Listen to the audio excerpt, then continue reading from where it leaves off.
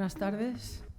Muchas gracias. Bienvenidos a la Residencia de Estudiantes. Muchas gracias a todos los que nos acompañan aquí en la sala, que han desafiado esta especie de tormenta tropical y están aquí para escuchar a Eduardo Alfón.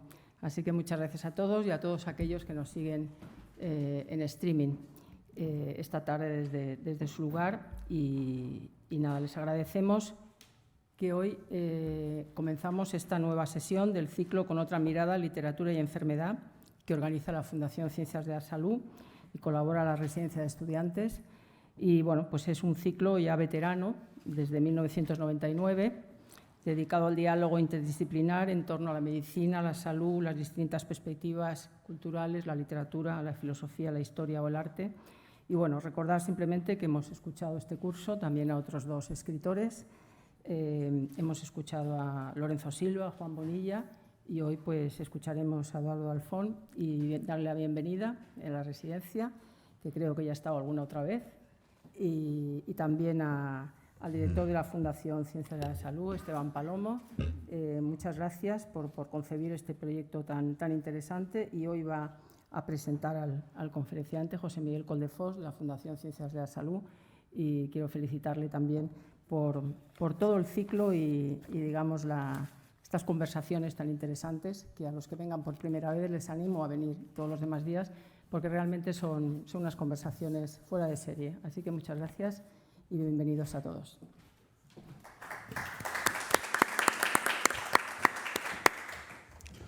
Muchas gracias, Alicia. Muchas gracias a todos ustedes por su asistencia, más en una tarde como la de hoy.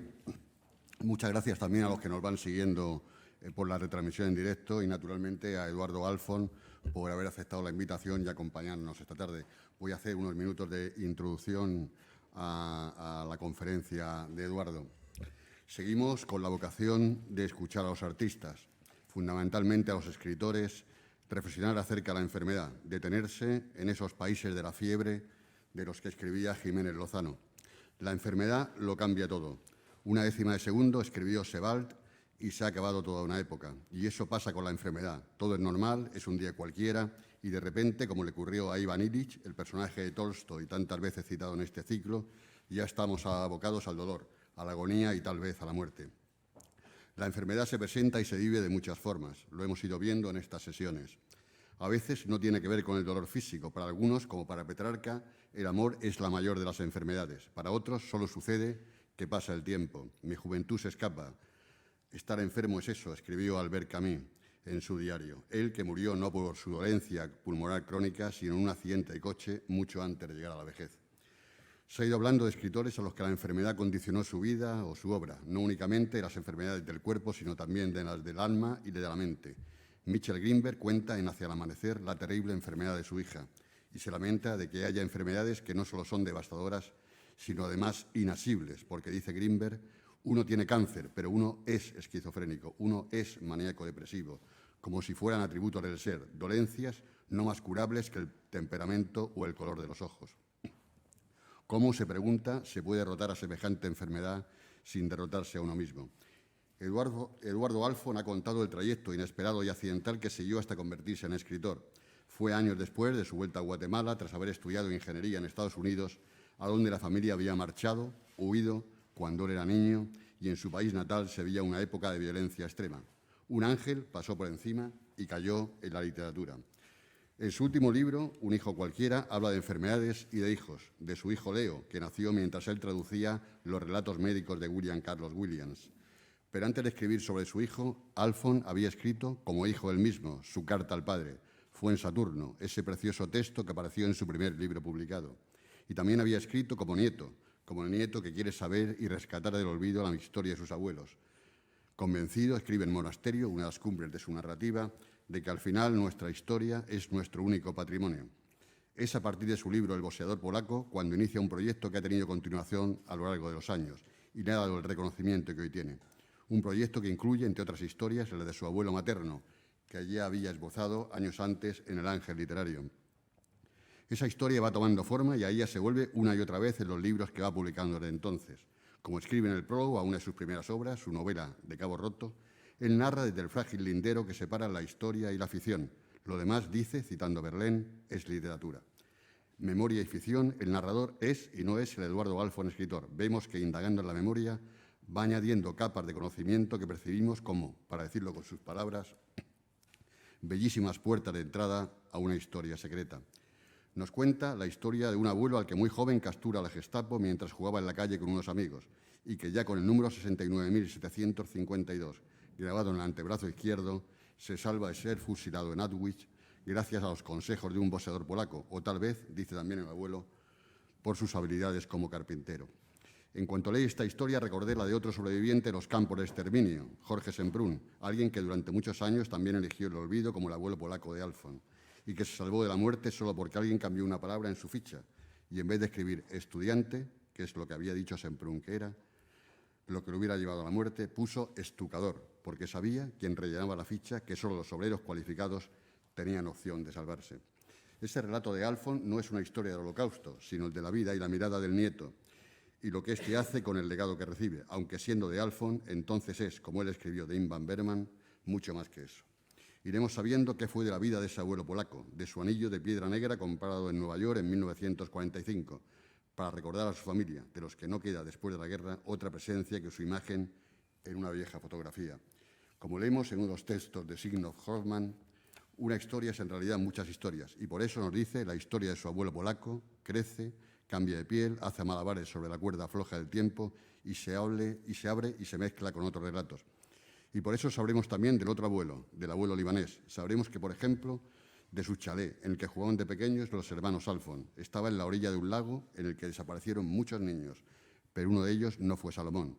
Ese niño de 5 años que hubiera sido el tío de Eduardo y que murió en una clínica privada de Nueva York, dejando para siempre, como a muchos otros padres y madres sus relatos, el luto y un dolor insondable. El abuelo libanés, que en realidad era sirio, que con sus 7 hermanos huyó de Beirut a principios del siglo XX y al que muchos años después, ya en Guatemala, secuestró un grupo guerrillero en el que había un joven al que llamaban Canción y que es el centro de unas de sus novelas más duras y más hermosas.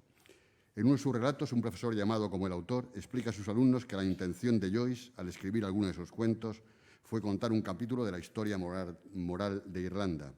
Y eso es también lo que hace Alfon con la historia de Guatemala, en la citada novela Canción y, entre otros, en textos como Lejano, Bambú, Polvo, Beni o Han vuelto las aves. Pero no solo nos encontramos con capítulos de la historia moral de Guatemala, ni con un extraordinario y disperso relato familiar. Con el narrador, y a menudo en compañía de una mujer, vamos a caminar por los escombros que dejó la guerra en Serbia y por los bosques de Belgrado, por las heridas incurables de Hiroshima, por los campos de concentración italianos en Calabria, por los domingos más tristes de Harlem, por el Bronx de Bogotá, por el Mar Muerto y por los barrios ultraortodoxos de Jerusalén. Y también, gracias a un pequeño papel amarillo que el abuelo polaco entrega al nieto poco antes de morir, caminaremos con él por las calles de Lodz, buscando sus raíces entre las ruinas del espanto. Los personajes reaparecen, los recuerdos se amplían, las emociones se despliegan. El poeta Sánchez Rosillo, para responder a quien le preguntaba por qué escribía siempre lo mismo, recordaba al pintor Ramón Gaya, de quien a veces se decía que dibujaba una y otra vez los mismos objetos. Solía decir: yo no me repito, insisto. El narrador Alfon insiste de la memoria, a menudo duda, utiliza el quizás o el tal vez. Tal vez, a veces dice que puede decirnos algo, pero que no lo va a decir, aunque ya lo haya dicho. Hay un universo lleno de magia y de posibilidades, pero en el que habita, vive y muere gente corriente, y donde, como escriben Oh Gueto, mi amor, hay imágenes que están hechas de plomo. Aunque, ya termino, han aparecido en estos últimos años otros libros suyos, como los espléndidos Cuentos de Chapín y Biblioteca Bizarra. Desde hace tiempo la atención en su obra se centra en ese proyecto tan singular que empezó con El boxeador polaco y La pirueta. Algunos de estos textos podrían considerarse, si seguimos a los especialistas, novelas compuestas, porque prima la totalidad, o ciclo de cuentos, si lo hacen las partes, o cuentos novelados, como los llama el autor alguna vez.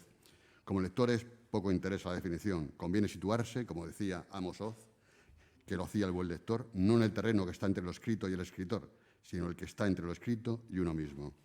Lo que importa de Eduardo Alfon es la emoción que llega con su prosa precisa y a veces seca, siempre plagada de humor y con frecuencia de erotismo. A menudo son relatos de vidas truncadas y de duelo, con extraños personajes secundarios, con música y tabaco, también con niños muy solos, a los que siempre se acerca con ternura y compasión. Son historias de identidad y de desarraigo. Opta por lo fragmentario y particular, pero la mirada trasciende y se universaliza, y sus historias son ya la de todos. Muchas gracias, Eduardo, cuando quieras.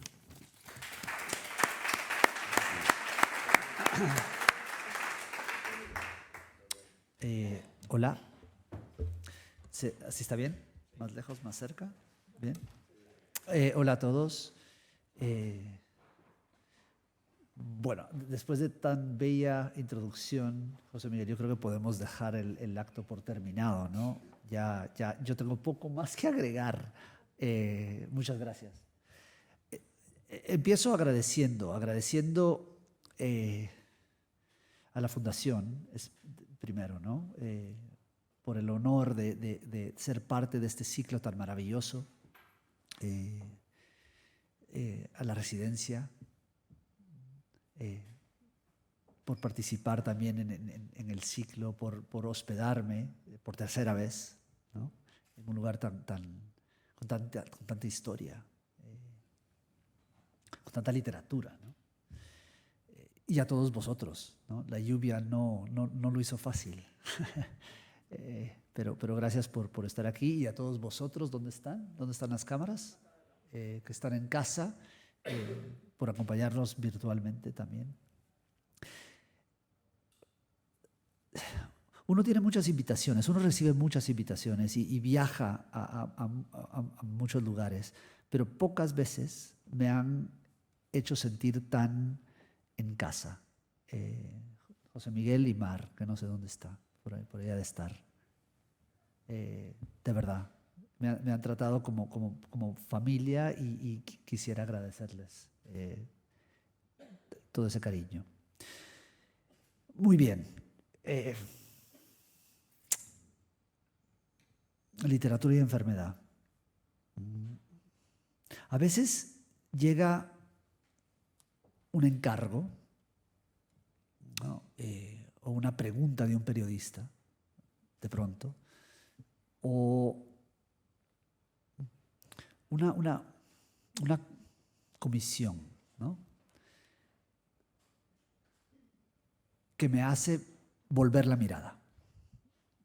Cosa no siempre recomendable para un escritor, ¿no? Volver la mirada hacia lo que ha escrito. Mejor ver hacia adelante, al libro que estoy escribiendo ahora, o al que voy a escribir después, que hacia los que he escrito. Pero cuando llegó esta invitación, yo no había conscientemente pensado en la enfermedad, en términos literarios, en términos de mis libros, ¿no? Y empezando a pensar en la charla, me di cuenta de lo importante que ha sido la enfermedad en lo que yo he escrito. En todo lo que he escrito. De hecho, desde antes de todos estos libros que he escrito, es la enfermedad la culpable de que yo encontrase la literatura, y es la enfermedad la culpable de que yo empezase a escribir. Y se los demostraré. Iré al libro mismo, les leeré unos fragmentos en donde cuento esto, ¿no? Donde lo explico un poco. Porque yo no vengo de la literatura. Yo no estudié literatura, yo soy ingeniero. No solo estudié ingeniería, soy muy ingeniero. Aún cuando escribo literatura sigo siendo muy ingeniero. Yo no leía, no me gustaban los libros, no me interesaban los libros. Y de pronto, lo has dicho, caigo en la literatura. Y eso fue a través de la enfermedad, más o menos. Entonces, ¿qué es esto del tema de la enfermedad en la literatura? Y empezando a pensar en esta charla, en este ciclo, ¿no? Hay diferentes posturas, ¿no? Virginia Woolf tenía una postura muy clara con el tema de la enfermedad, ¿no? Escribió un libro, Virginia Woolf, en 1925, lo publicó T.S. Eliot, fue el primer editor de este ensayo. On Being Ill, se llama en inglés, estar enfermo se tradujo el título. Y es un ensayo que escribe en cama, tras un ataque de una crisis nerviosa. Y lo que ella propone es que la enfermedad nunca ha sido uno de los temas principales de la literatura, ¿no? Y compara, lo hace muy personal, y compara sus días estando sana con sus días estando enferma. Y prefiere sus días estando enferma. Porque dice, es más creativa. Su imaginación y su creatividad es más fuerte a través de la enfermedad. Entonces, extraje una cita de este ensayo, que es larga, les advierto, que es muy larga, con este aliento de Virginia Woolf tan maravilloso, que luego tal vez no se traduce tan bien, pero intentamos. Es casi un oleaje, lo verán, ¿no? Es una marea la cita. Y me interesa el final, pero hay que leerla toda. Entonces dice así Virginia Woolf: considerando cuán común es la enfermedad, cuán tremendo el cambio espiritual que trae consigo, cuán asombrosos cuando las luces de la salud se apagan, los países no descubiertos que entonces se revelan, qué yermos y desiertos del alma trae a la vista un ligero ataque de influenza, qué precipicios y céspedes salpicados de flores brillantes revela un pequeño aumento de temperatura, qué robles antiguos y obstinados son arrancados de raíz en nosotros por el acto de la enfermedad. Cómo descendemos al pozo de la muerte y sentimos las aguas de la aniquilación cerrarse sobre nuestras cabezas y nos despertamos pensando encontrarnos en presencia de los ángeles y los arpistas cuando se nos cae una muela.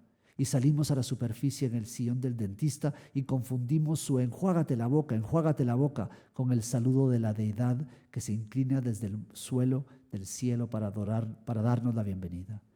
Cuando pensamos en esto, como con tanta frecuencia nos vemos obligados a pensarlo, resulta extraño que la enfermedad no haya ocupado su lugar con el amor, la batalla y los celos entre los temas principales de la literatura. Opina ella.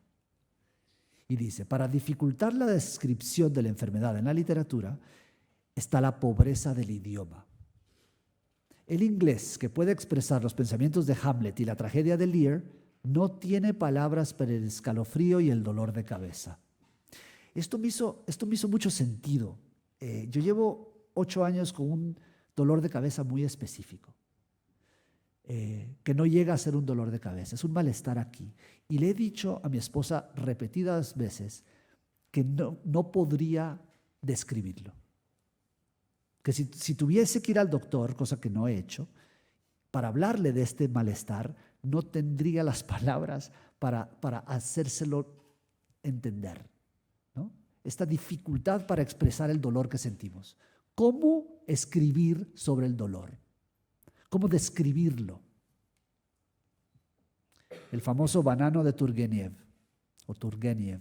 Creo que aquí diríamos plátano, ¿no? Ustedes dicen plátano, nosotros decimos banano. Turgeniev, en 1883, es internado en un hospital de París para extirparle un quiste que tiene en el abdomen. Pero los doctores, en vez de darle cloroformo, le dieron éter, lo cual lo mantuvo despierto durante toda la operación. Pudo ver y sentir lo que le estaban haciendo. Y luego él se lo cuenta a su amigo Alphonse Daudet, y Alphonse Daudet se lo cuenta a los hermanos Goncourt, que lo escriben en su famoso diario. Y escriben así: nuestro viejo amigo Turgeniev es un verdadero hombre de letras. Acaban de extirparle un quiste del estómago, y así se lo contó a Daudet, que fue a verle hace unos días. Durante la operación, dice Turgeniev, durante la operación pensé en nuestras cenas y busqué las palabras con las que pudiera darte una impresión exacta del acero cortando mi piel y entrando en mi carne. Algo así como un cuchillo cortando un banano.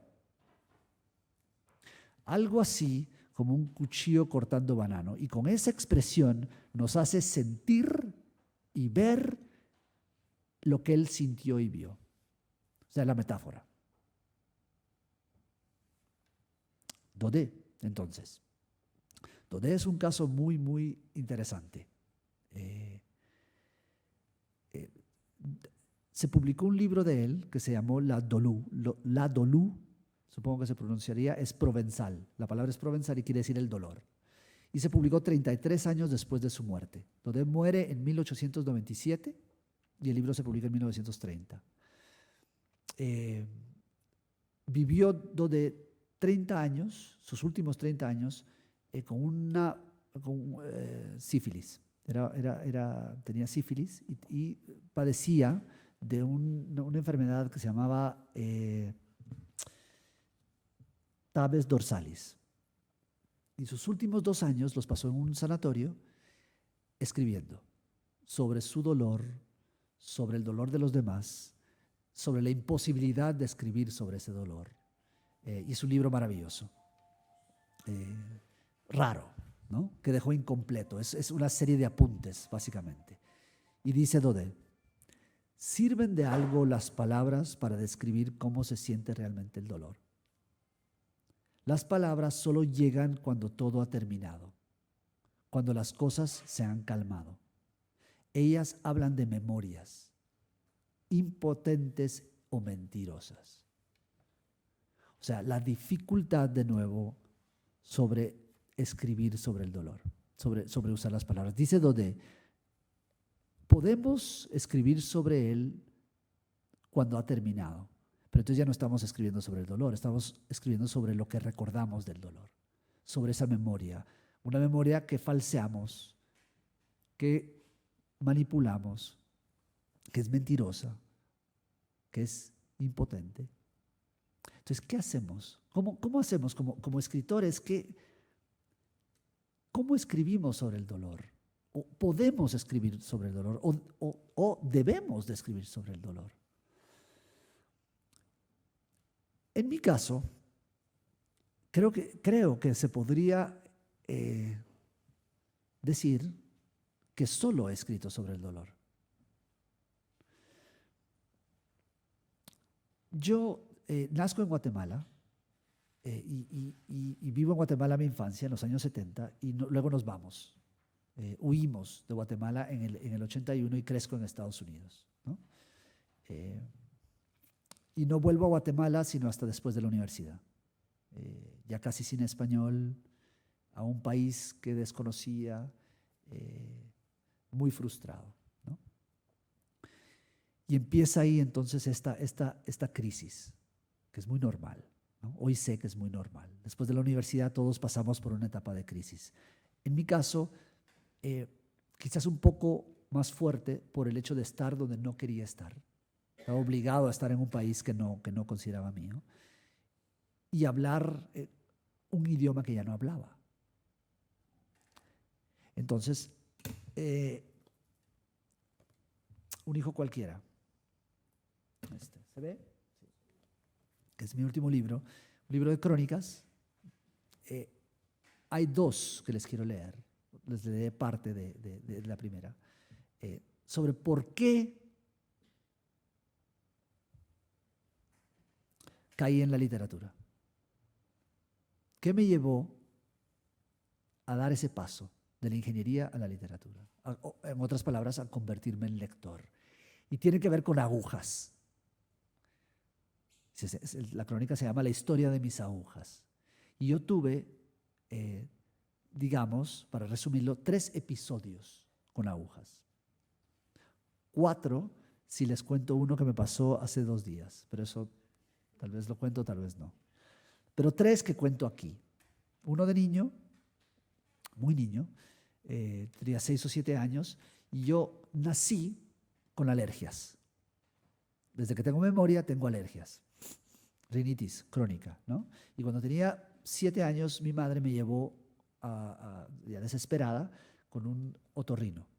Y a este señor se le ocurrió inyectarme cortisona en cada fosa nasal. Sí, ¿no? Y ahí empieza la crónica, con esa escena macabra, sangrienta, porque era muy sangrienta. Yo salía de la clínica hecho un desastre, pero lo recuerdo ese dolor, ¿no? Luego nos vamos a Estados Unidos, mis alergias empeoran y mi madre entonces me lleva donde una alergóloga para llenarme el brazo de inyecciones, ¿no? Segundo episodio de agujas. Las pruebas, las famosas pruebas para ver a qué era alérgico este niño. Resultó, después de mucha algarabía, que era alérgico al polen, cosa que sabíamos, ¿no? Pero lo comprobamos ahí. Y no se puede hacer nada, ¿no? Ahora, esta época del año sufro mucho porque el polen aumenta. Y luego entonces llega la tercera historia de agujas.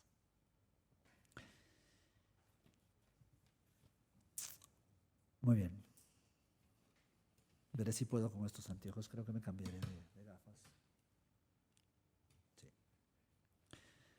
Aprendí a vivir con mis alergias. Para mí no era más que una inconveniencia a la que ya me había acostumbrado. Un gravamen con leyes máximas muy claras. Por ejemplo, ten siempre al alcance una caja de pañuelos y mantén al menos 6 nuevas guardadas en la despensa. Siempre, antes de salir de casa, verifica que tengas un pañuelo de papel en todos los bolsillos de la chaqueta. Siempre. De los pantalones, les enseñaría, pero no hace falta, de la camisa. Cuando estés en público, siempre sé lo más discreto posible a limpiarte o sonarte la nariz.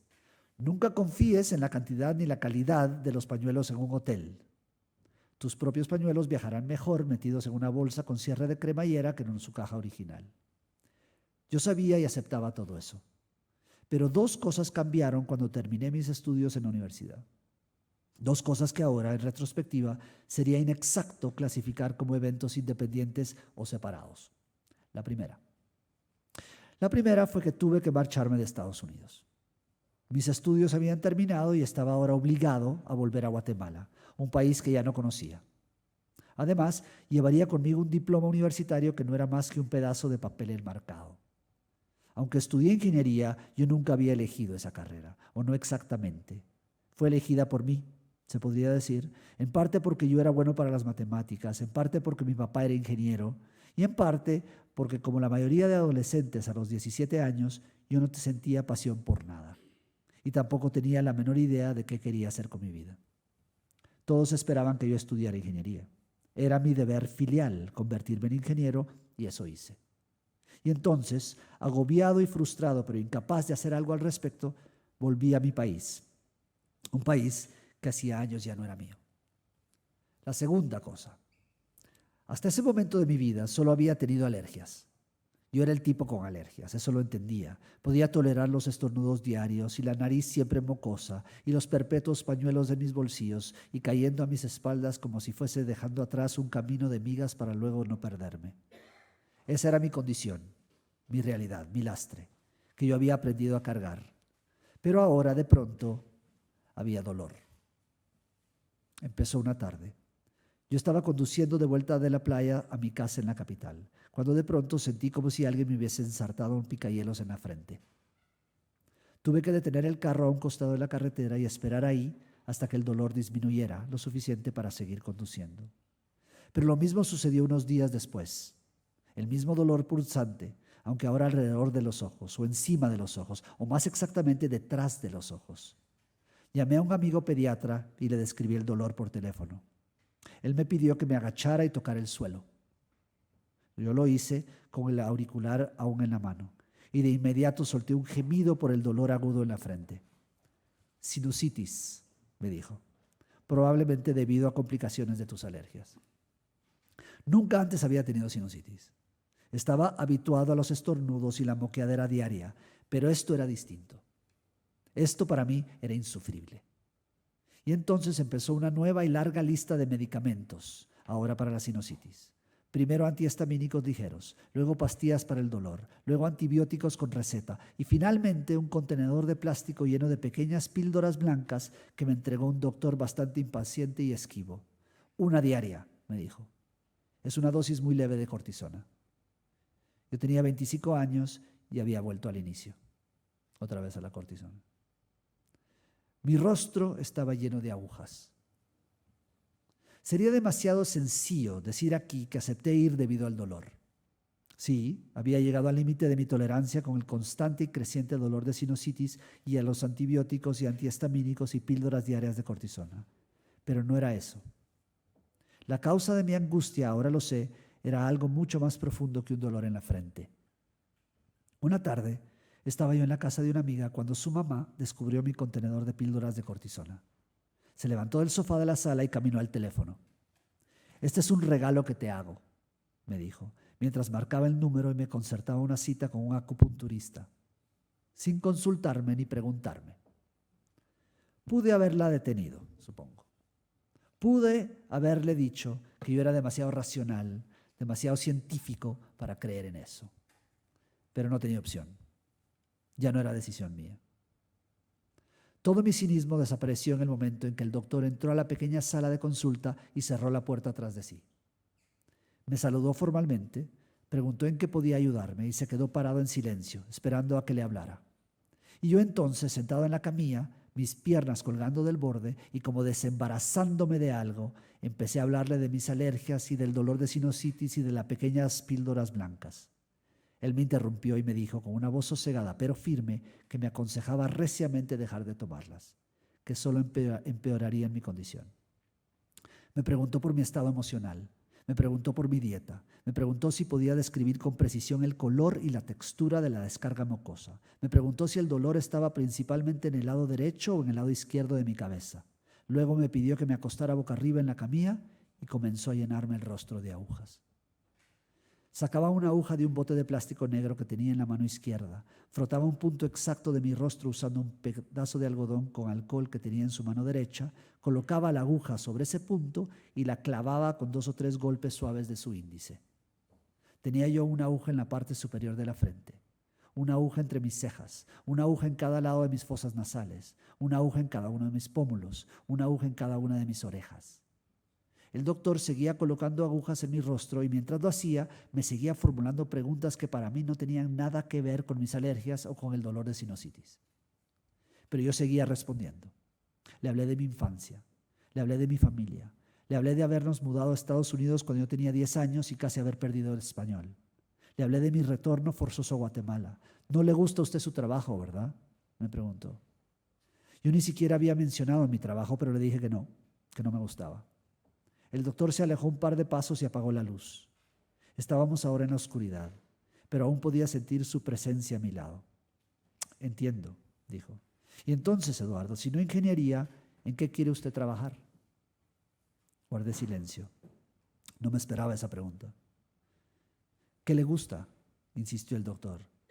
Y definitivamente no me esperaba esa pregunta. En mi mente, en mi mundo, lo que uno hacía para ganarse la vida era una cosa y lo que a uno le gustaba era otra. No era lo mismo. No podía ser lo mismo. ¿O sí? La oscuridad de pronto se sintió aún más oscura. No sabía qué decir, pero con cautela, casi con pena, una respuesta surgió de alguna parte muy adentro de mí y resonó como un eco en la oscuridad. Leer, doctor. Mis palabras me sorprendieron. Nunca fui lector. Nunca me gustaron los libros. De niño, yo solo leía las novelas asignadas por mis profesoras del colegio si no lograba encontrar una buena sinopsis o un compañero estudioso que aceptara leerla y hacerme un resumen. ¿Para qué? Recién había descubierto la literatura, o había caído en ella, por accidente. Últimas patadas de ahogado, me diría luego un amigo, medio en broma, cuando yo le conté cómo fui a la universidad una tarde en búsqueda de algo. Y es que sí estaba ahogándome, pero despacio, en espiral. Después de un par de años viviendo en Guatemala, me sentía aún más desolado y desubicado, como si estuviese viviendo la vida de alguien más, o como si estuviese viviendo la vida de otros que otros querían que yo viviera. Un personaje actuando en una tragedia antigua e insulsa. Me sentía sumergido en una bruma de melancolía. Mi angustia continuaba aumentando. Por las noches, casi todas las noches, tenía un sueño recurrente. Caía despacio por el cielo, en espiral, sin nunca llegar al fondo y sin poder gritar y sin que nadie nunca se percatara. Entonces, una tarde, fui a la Universidad Rafael Landívar y pregunté si podía inscribirme en un par de cursos de filosofía. Yo pensé, con ingenuidad, que la filosofía podía darme respuestas al por qué me sentía tan desorientado, tan existencialmente perdido. Visitar aquella tarde la universidad fue mi manera muy racional de buscar ayuda. Mis últimas y desesperadas patadas de ahogado antes de hundirme. La encargada de admisiones, una señora mayor con ojos perezosos y muy poco pelo, me dijo que solo podía inscribirme en cursos de filosofía si también me inscribía en cursos de literatura. Que era una misma carrera, me explicó, una misma facultad, letras y filosofía. Pero no me importó, me estaba ahogando. Llené todos los formularios enfrente de ella y acudí a mis primeras clases esa misma tarde y de inmediato caí hechizado por la literatura. No fue un libro o un autor específico, sino el concepto de la ficción, la idea fundamental de contar historias, la noción de que la literatura, de una manera muy real, también podía ser una boya. Y empecé a leer. Me convertí en lector. Las agujas se sentían eléctricas en mi rostro, pulsantes y tibias. En la casi completa oscuridad podía percibir que el doctor estaba parado cerca de la puerta, con la mano en la manecilla. Me dijo que intentara descansar un poco, que regresaría en unos minutos. Abrió la puerta y estaba a punto de salir, pero yo lo detuve. Sí, Eduardo, me dijo, y la puerta ya medio abierta, un ligero rayo de luz partiendo la oscuridad. Yo necesitaba decirle algo más, pero no sabía qué. Decirle que entendía que todas esas agujas en mi rostro no estaban aliviando solo mis alergias y mi sinusitis. Decirle que sabía que todas esas agujas en mi rostro eran parte de algo mucho más grande y profundo que apenas había empezado a comprender y que pronto me llevaría a abandonar mi trabajo como ingeniero sin otro plan que leer libros. Decirle que por primera vez en mi vida sentí que había hablado con voz propia y dicho palabras cercanas a la verdad. Pero no había necesidad de decirle ninguna de esas cosas. Entonces, solo le di las gracias. De nada, me dijo, mientras salía de la pequeña sala y cerraba la puerta y una vez más todo se oscurecía. Y me convertí en lector. A través de estas agujas y este padecimiento. Me gusta más la palabra padecimiento que enfermedad, ¿no? Porque padecimiento es distinto el padecer de algo, ¿no? Abarca más el padecimiento físico, pero también el padecimiento mental, el moral, ¿no? Y luego el paso a la escritura, ¿no? El segundo paso. Yo empecé a leer anárquicamente, como un drogadicto. Tenía 28 años y quería leer todo lo que no había leído en mi vida. O sea, recuerdo esa época, ya no leo así, pero en esa época leía mucho, un libro al día, ¿no? Asignaban Madame Bovary y yo leía todo Flaubert. Era la pesadilla de cualquier profesor universitario. Renuncié a mi trabajo por las tardes, trabajaba como ingeniero por las mañanas y leía por las tardes. Y luego empiezan a entrar poco a poco las ganas de escribir. Entonces hay una segunda crónica más corta en el libro que se llama Unos segundos en París, que es sobre la enfermedad y mi enfermedad y mi escritura. Yo tenía 28 años y estaba trabajando como ingeniero en Guatemala y sabía, tanto impulsiva como absurdamente, de la misma manera que un actor de Shakespeare sabe cómo salir del escenario perseguido por un oso, que si yo quería ser escritor, tenía que viajar a París. Solo 3 años antes había caído en la literatura por accidente. Empezar a escribir fue la consecuencia de haber leído demasiados libros, de haberme llenado de demasiados libros. Fue el derrame. Me llené y el rebalse, el derrame, fue la escritura. Sigo creyendo eso. Sigo creyendo que la escritura es una consecuencia a leer demasiado, ¿no? Es una reacción. Yo nunca había escrito nada literario. Apenas podía redactar una oración en español, mucho menos un cuento completo. Pero estaba convencido, sin duda románticamente, debido a todos los cuentos y novelas que había leído, que cualquiera que anhelaba ser escritor tenía que viajar a París. Y entonces renuncié a mi trabajo como ingeniero, junté unos pocos ahorros, compré un boleto de ida y con una pequeña piedra obsidiana en la maleta Volé a París en pleno invierno del 99 para convertirme en escritor. Pero pocos días después de haber llegado a un sórdido hotel cerca de la iglesia Saint-Lambert de Vaugirard, caí enfermo.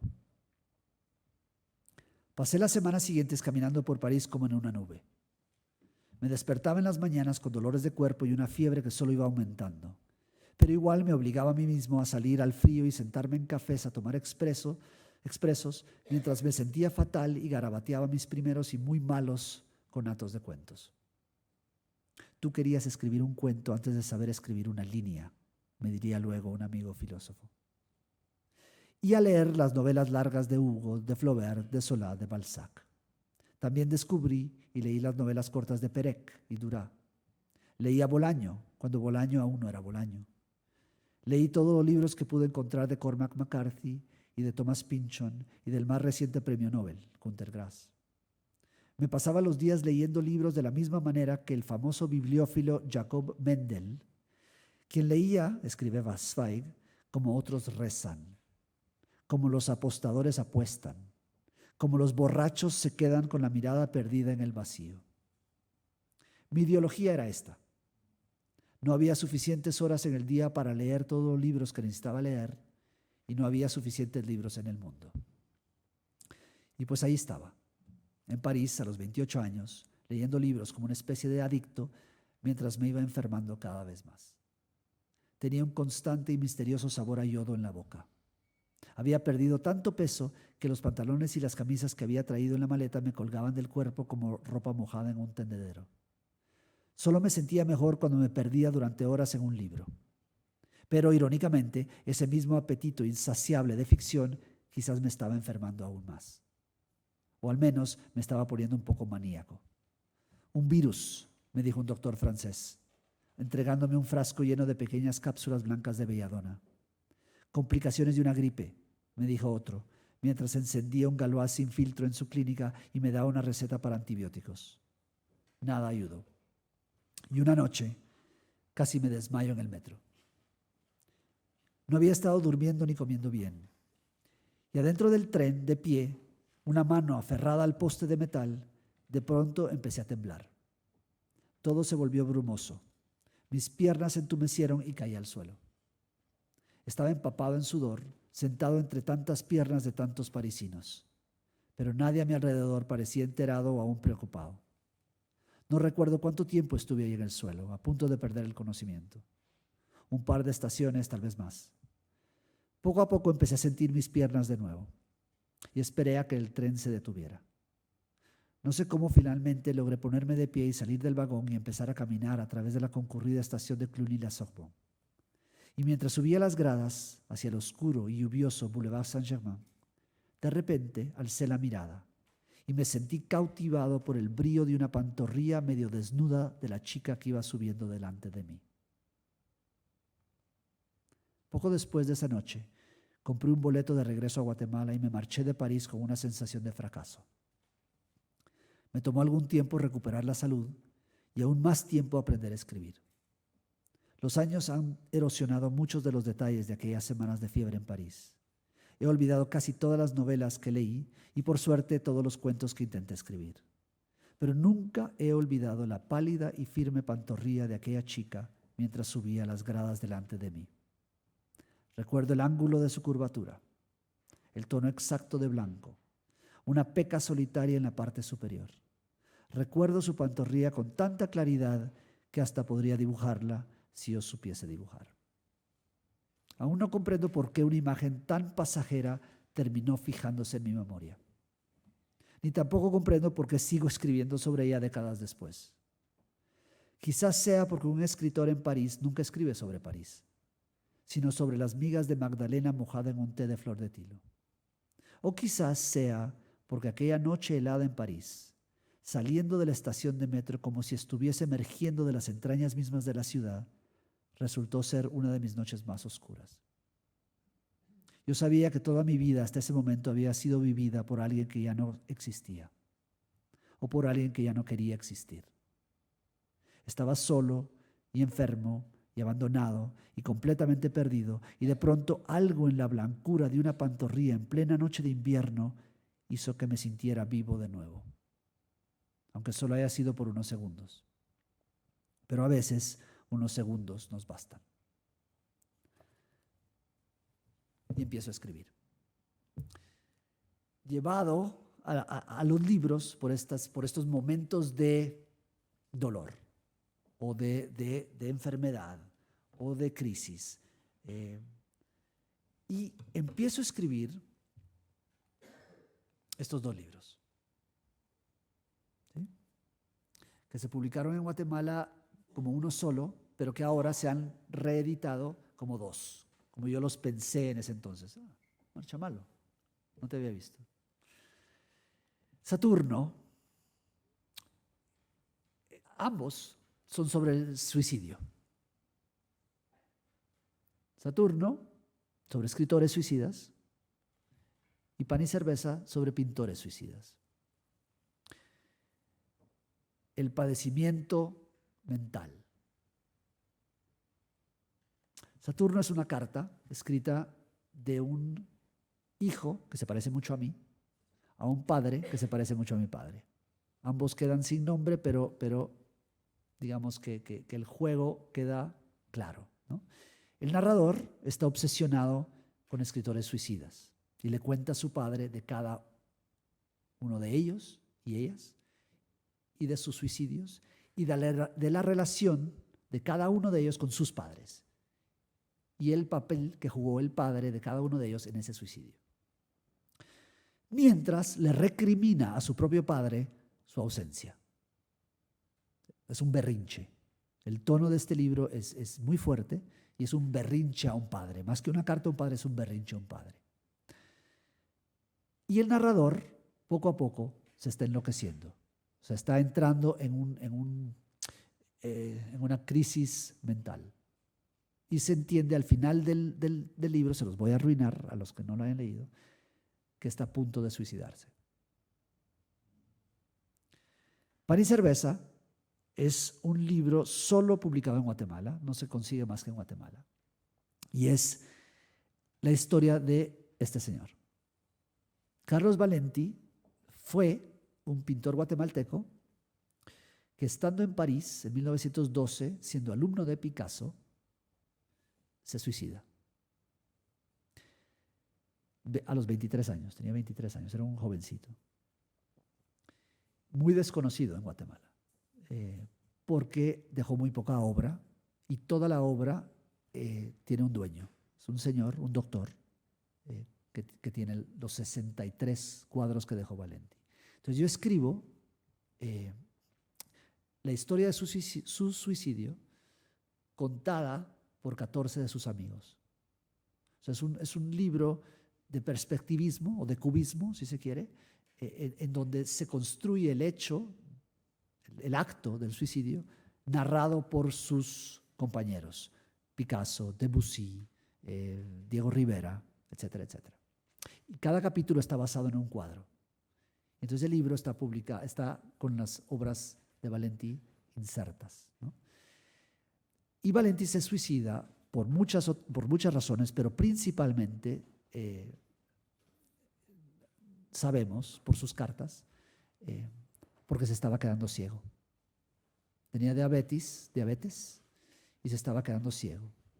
Y no quería vivir sin poder pintar.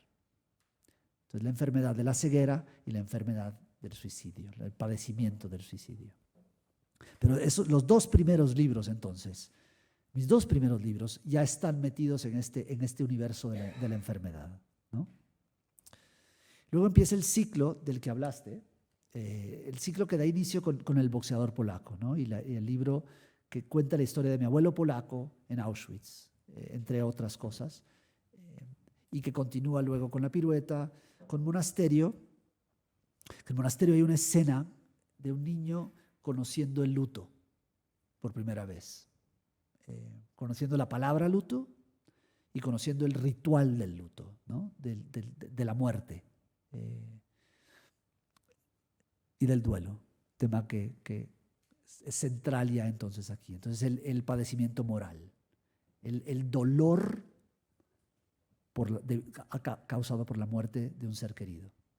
Duelo es un libro sobre la muerte de muchos niños, pero especialmente de un niño llamado Salomón, que era el hermano mayor de mi padre, el que hubiese sido mi tío Salomón,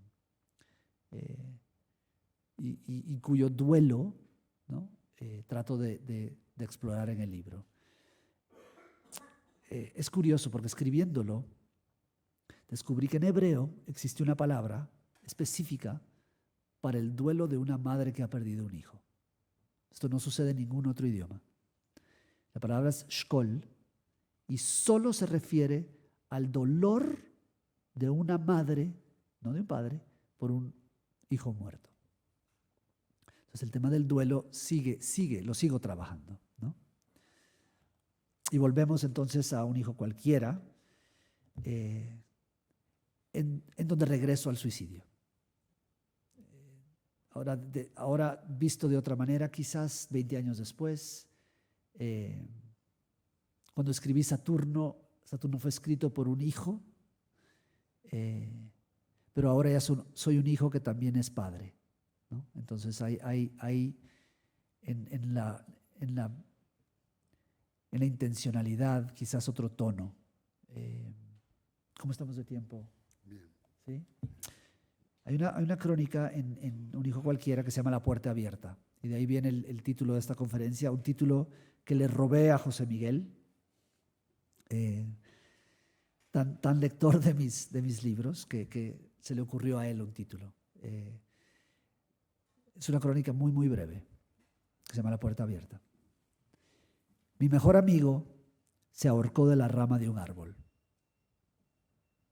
Ya no era mi mejor amigo, pero sí lo había sido, de niños, de adolescentes, de compañeros de cuarto en la universidad.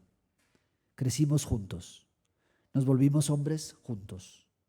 Él me llevaba 3 años y yo lo quería y admiraba como a un hermano mayor. Era hermoso, tierno, infalible. Al terminar la universidad, cada uno tomó su propio camino y dejamos de vernos y hablarnos durante más de 20 años. Hace poco, con mi hijo de 6 meses recién dormido en mis brazos, me llamaron para decirme que se había colgado de la rama de un árbol. En su escritorio encontraron cartas de despedida a sus hijos, hermanos, padres. Un video en blanco y negro, tomado por una cámara de seguridad, lo mostraba caminando solo hacia un barranco, hacia su último árbol. Usó un cinturón. Al enterarme, sentí un vacío físico, muy real, en la boca del estómago. Un pedazo de mí, de mi pasado, había dejado de existir. No había muerto un señor de casi 50 años que yo apenas conocía. Había muerto mi amigo de la infancia, mi compañero de cuarto, mi cómplice de viajes y fiestas y estudios de ingeniería.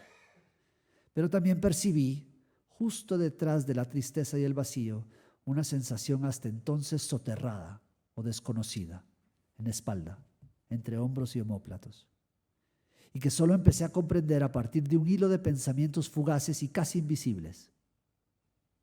¿Consiguió escapar? ¿Logró salirse?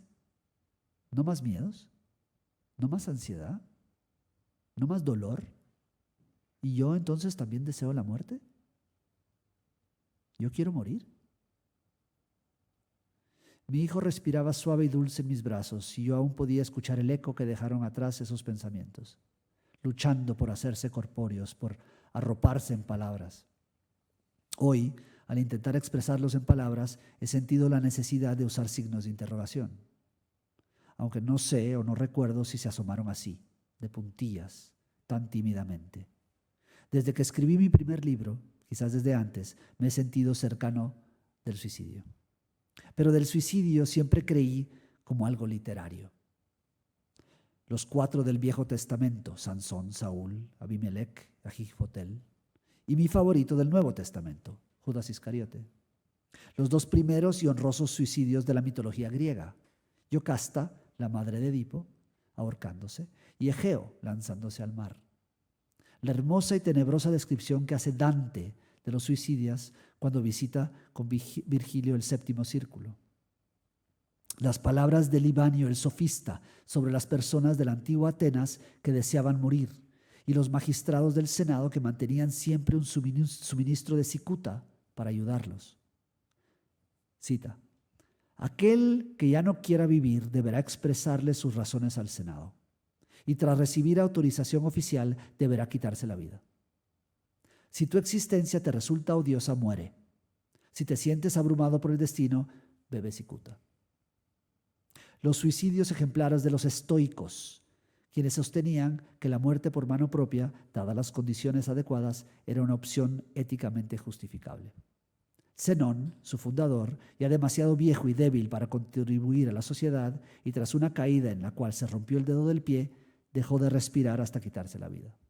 Catón el joven, negándose a vivir en un mundo gobernado por su enemigo Julio César y rehusando otorgarle a éste el poder de perdonarlo, se suicidó tirándose sobre su propia espada. Epícteto, en Disertaciones, habla del suicidio como una puerta abierta. Si hay humo en la habitación, dice, pero no mucho, él se quedará. Pero si el humo es ya demasiado, él saldrá.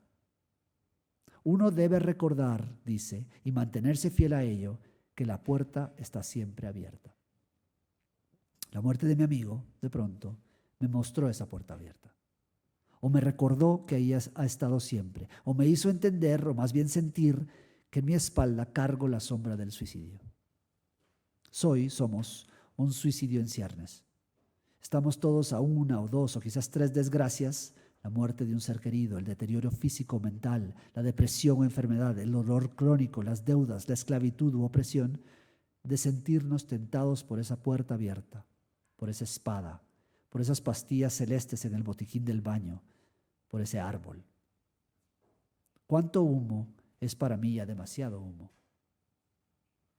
Solo hay un problema filosófico verdaderamente serio, escribió Camus. Y es que al final, escribió Camus, uno necesita más coraje para vivir que para quitarse la vida. ¿Me suicidio?, se preguntó, o supuestamente se preguntó Camus, ¿o me preparo un café? Gracias.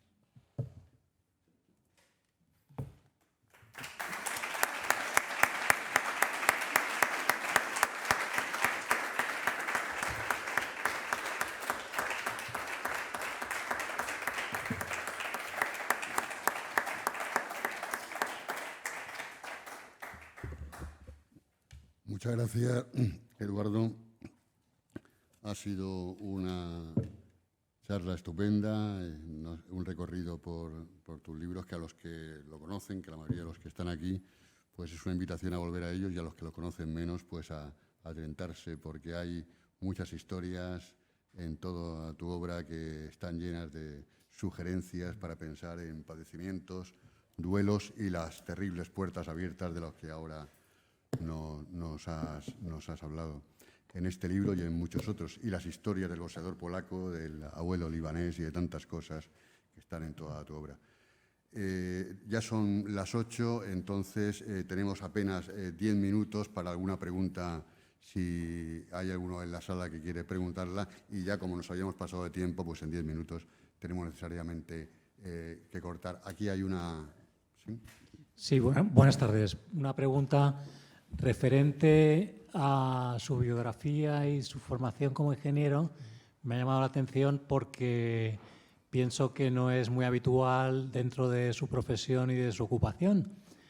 ¿Cómo puede, aparte de su enfoque respecto a las ciencias de la salud, la enfermedad, los problemas relacionados con los fallos del cuerpo humano o incluso con el suicidio, cómo puede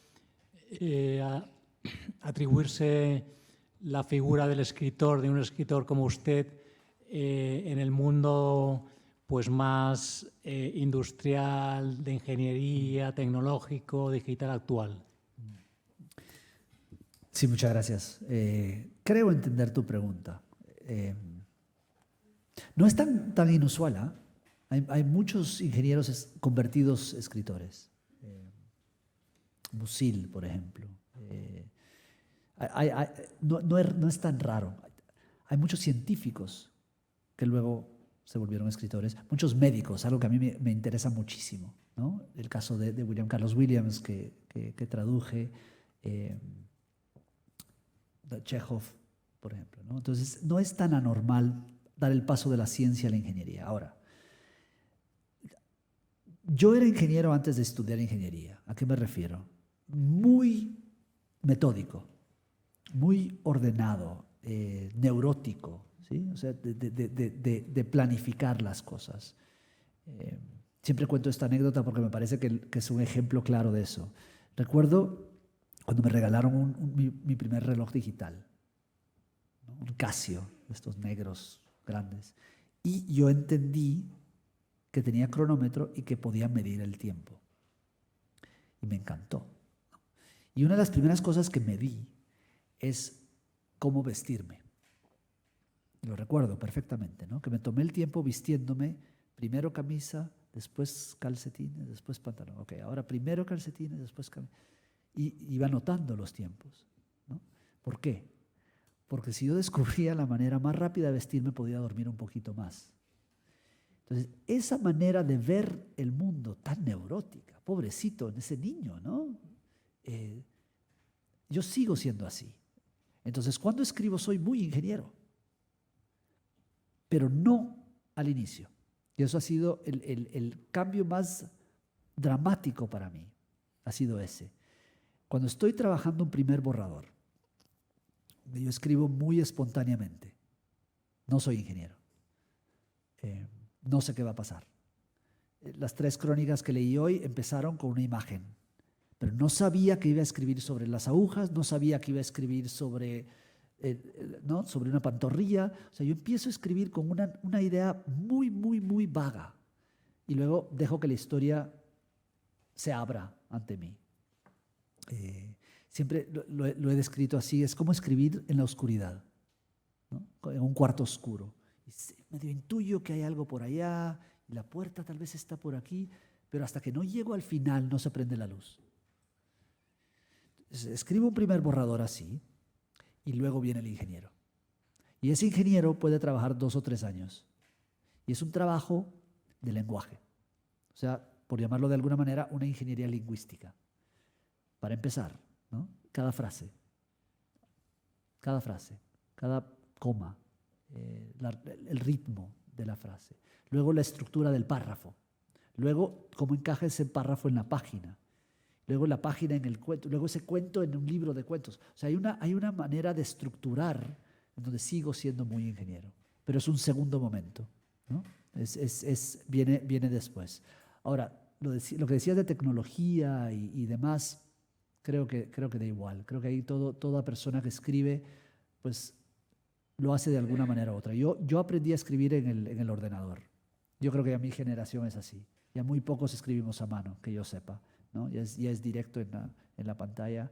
Lo hace más fácil. Ha muerto entonces el manuscrito que va dejando constancia del proceso, ¿no? Hoy tenemos los manuscritos de los escritores de antes, donde podemos ver qué cambiaron y qué tacharon y qué ya no existe eso porque lo estás haciendo sobre la marcha. Pero eso ya es otra cosa, ¿no? Sigo siendo muy ingeniero.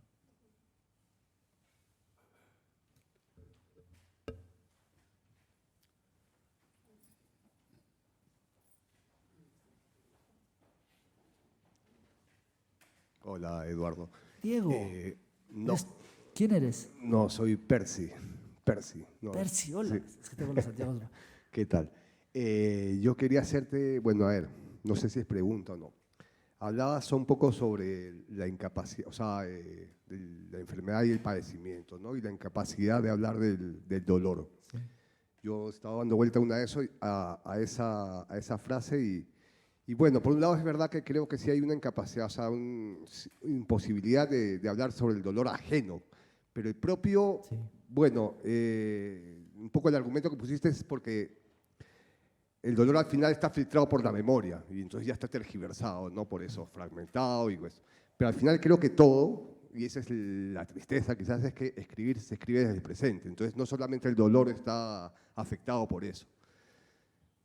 Bueno, ese era el comentario de esto. Y lo otro es una cosa que no sé si te toca a ti y no se ha tocado acá, pero yo cuando escucho o leo, bueno, enfermedad y literatura, además del padecimiento que es un lado, es una arista, hay otra que yo veo que es mucho, que es el tedio, ¿no? El tedio, el aburrimiento. El tedio. Claro, porque al final la enfermedad muchas veces, Claro. la verdad que es padecimiento, entras en un compás de espera de algo, ¿no? Sí, sí, Entonces, sí. y eso genera tedio y... Claro, pero el tedio es importantísimo. Ya. Para la Entonces, escritura y ahí va la pregunta, ¿hasta qué punto a ti Claro. el tedio también... es importantísimo, ¿no? El solo poder pasar un rato viendo por la ventana.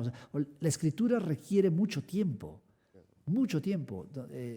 para gestar ideas, para probar, ¿no? Hacer pruebas, bocetos que luego descartas. O sea, no es un oficio, el otro día se lo decía a un amigo, no es un oficio de prender y apagar un flipón, ¿no? O sea, yo a veces requiere horas antes de escribir una frase. Horas. Y luego, al final del día de trabajo, escribo una frase y digo, bueno, pero esa frase una frase de una línea me tomó 6 horas. Pero es el aburrimiento, el tedio, es parte del proceso siempre. Sí, yo también comparto un poco de eso. ¿No? Mucho, sí. Entonces, a veces uno quisiera que no estuviera ahí, pero lo está. Sí. Bueno, Muy nada bien. más eso. Y bueno, ya para puntualizar, no sé... Y claro, y el dolor, lo que pasa es que el dolor, lo decía, por eso cité a Alphonse Daudet, porque durante el dolor no vas a escribir del dolor. Ya. Durante el sufrimiento, uno está sufriendo, ¿no? Entonces, lo único que nos queda es escribir del dolor viéndolo en la memoria. ¿Qué recuerdo de ese momento? ¿No? Evidentemente, lo que yo conté de las inyecciones en las fosas nasales, lo que narro en el libro, no es lo que pasó. Es lo que yo recuerdo que pasó, ¿no? Que son dos cosas distintas. Y es lo que yo recuerdo que pasó tamizado por la literatura, que entonces ya es otra cosa, porque es una mentira, hay un poco de ficción ahí, hay manipulación de hechos. Entonces, es una memoria del dolor lo que estamos escribiendo, ¿no? Un recuerdo de ese padecimiento. Sí. ¿Sí? Bueno, pues nada. Y ya una última pregunta, Javier Puerto. Bueno, pues yo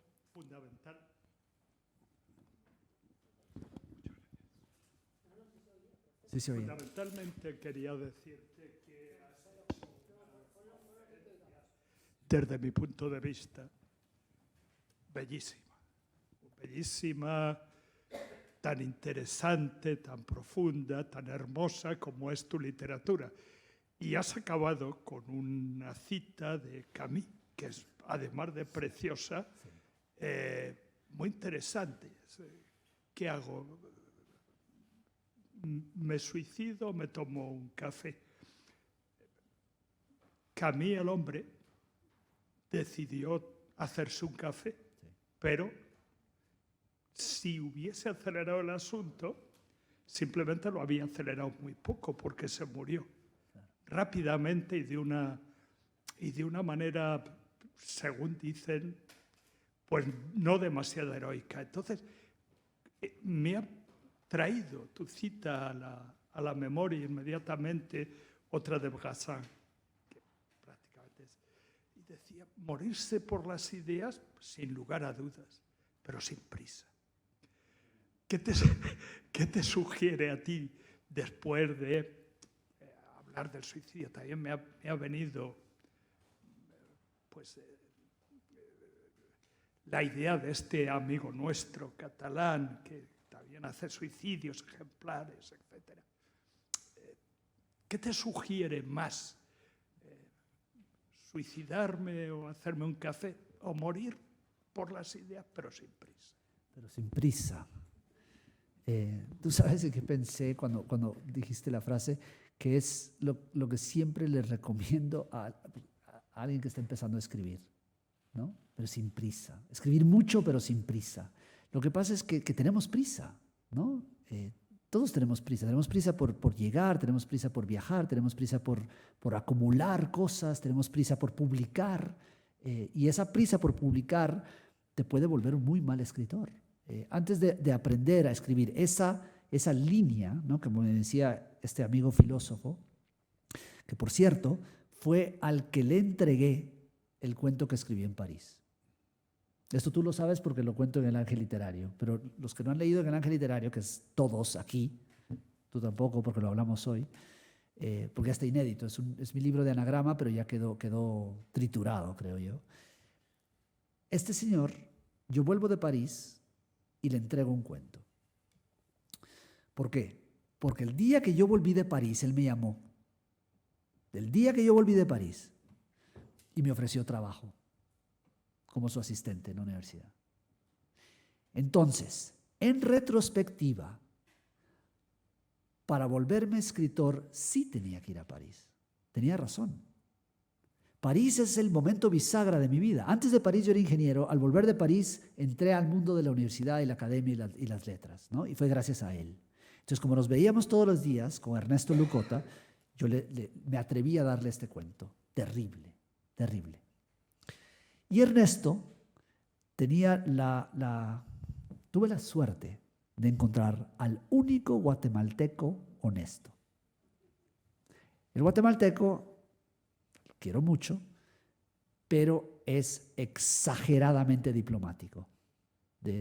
Así, ¿no? De no decir las cosas de frente. El salvadoreño no. El salvadoreño es frontal. Pero el guatemalteco es una cultura de miedo, no dicen las cosas. Entonces, cualquier otro me hubiera dicho, sí, está muy bien, sigue, sin prisa, pero sigue. Ernesto, nos juntamos en un café, nos sentamos y Ernesto agarró el cuento así. No lo olvido, no lo olvido, con asco. Y me dijo, Eduardo, algo tan malo. Hacerme perder el tiempo por algo tan malo. Perder tu tiempo con algo tan malo. Dije, Ernesto, lo que pasa es que quiero aprender. Me dice, ok, lo que pasa es que tú quieres escribir 20 páginas antes de poder escribir una línea. No olvido yo esas sus palabras. Y me dijo, quiero que para mañana escribas una línea sobre un árbol. Y la vamos a ver. Y veíamos esa línea, ¿no? Como trabajaba con él, veíamos. Y me decía, ¿por qué así? ¿Por qué esa palabra aquí? ¿Por qué esa coma? Para mañana escríbeme una línea sobre una silla. Para mañana escribe. Y estuvo, no recuerdo, pero fueron 2 o 3 meses de una línea diaria antes de que me autorizara 2 líneas. No me hasta que él no permitiera la segunda línea no podía. Tenía que graduarme, ¿sí? Luego un párrafo, luego una página. Fue maravilloso. Por cierto, muy mal escritor. Muy buen lector y muy buen profesor de gramática. Yo lo que necesitaba era aprender el lenguaje, la artesanía, y me topé con alguien que me lo podía enseñar. El tener las ganas, pero no la prisa, es muy difícil. Es muy difícil, porque uno ya quiere llegar a la meta, ya quiere llegar al final. En eso pensé con tu frase, ¿no? Y nos pasa, y me sigue pasando, ¿no? Con un manuscrito nuevo yo ya quiero lanzarlo. Y ya sé, después de 20 años, que hay que darle tiempo. Hay que darle tiempo a ese texto, ¿no? Bueno, muchas gracias, Eduardo, a todos los que nos han seguido la retransmisión en directo, a los que han venido en una tarde como esta tan adversa y... Eduardo, un placer enorme. Gracias a ti, gracias a vosotros. Me quedaré un rato por si alguien quiere hacer alguna pregunta en privada o que les firme un libro, encantado, porque mañana me voy. Muy bien. Hay, por cierto, libros que han puesto una librería, me parece tuyos, Sí. para alguno que le falte, que deben estar en la entrada. Muchas gracias.